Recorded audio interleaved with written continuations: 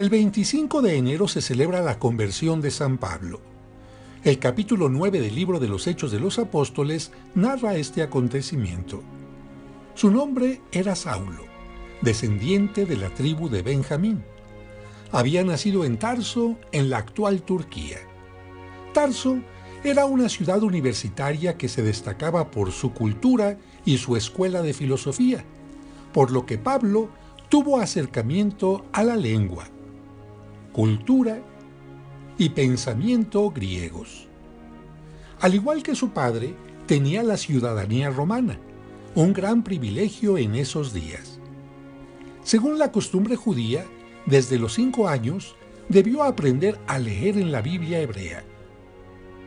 Aprendió también un oficio, fabricante de tiendas de campaña, ya que su tierra natal era conocida por sus telas tejidas de pelo de cabra con las que se fabricaban estas tiendas.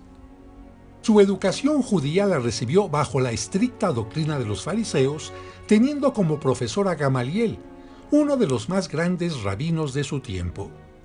Esto lo convirtió en enemigo de los cristianos.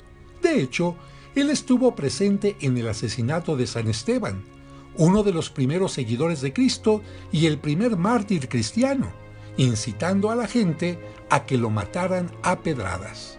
Por ello, había conseguido también del sumo sacerdote judío cartas de recomendación para buscar a los seguidores de Cristo y llevarlos presos y encadenados a Jerusalén.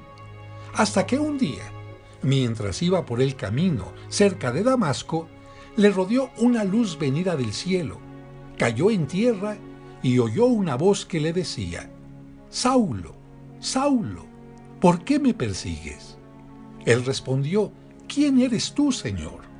Y oyó que le decían: «Yo soy Jesús a quien tú persigues. Pero ahora levántate, entra en la ciudad y ahí se te dirá lo que tienes que hacer». Desde ese momento, Saulo quedó ciego. Posteriormente, Cristo se le apareció a un discípulo llamado Ananías y le pidió que fuera donde estaba Saulo. Cuando Ananías puso las manos sobre Saulo, éste recuperó la vista, pidió ser bautizado y cambió su nombre por el de Pablo, convirtiéndose en uno de los más entusiastas apóstoles de Cristo.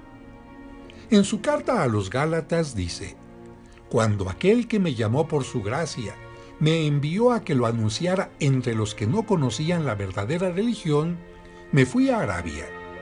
Luego volví a Damasco y después de 3 años subí a Jerusalén para conocer a Pedro y a Santiago». Las iglesias de Judea no me conocían, pero decían: «El que antes nos perseguía, ahora anuncia la buena noticia». San Pablo escribió 14 cartas en las que resume todo lo que la Iglesia enseña sobre la fe y la moral. La parte dogmática se refiere a las verdades de la fe y la moral a las reglas de buenas costumbres. La más extensa y doctrinal es la que escribió a los romanos. La más corta, la de Filemón. Las más apasionantes y fuertes son las 2 que les escribió a los corintios para corregir errores. La más elevada y difícil, la de los efesios. La más cariñosa, la dirigida a los filipenses. Las últimas cartas las escribió desde la cárcel y están dirigidas a Timoteo y Tito. La primera carta a los tesalonicenses tiene el mérito de ser el primer escrito del Nuevo Testamento, pues fue escrita antes de los evangelios. Después de realizar 3 viajes apostólicos en las actuales regiones de Turquía y Grecia, Pablo fue encarcelado y enviado a Roma. Ahí estuvo bajo cárcel domiciliaria, pero después fue liberado, hasta que en el año 64, por la persecución contra los cristianos iniciada por Nerón, fue martirizado a las afueras de Roma, donde fue decapitado. Sus restos se veneran en la Basílica de San Pablo Extramuros en Roma. Allí, una escultura lo representa con una espada que, a la vez, representa el tiempo en que era perseguidor, pero también la espada que terminó con su vida. En su interior, bajo el altar principal, se conservan los restos del apóstol que, con su palabra y sus escritos, difundió tanto la palabra del Señor.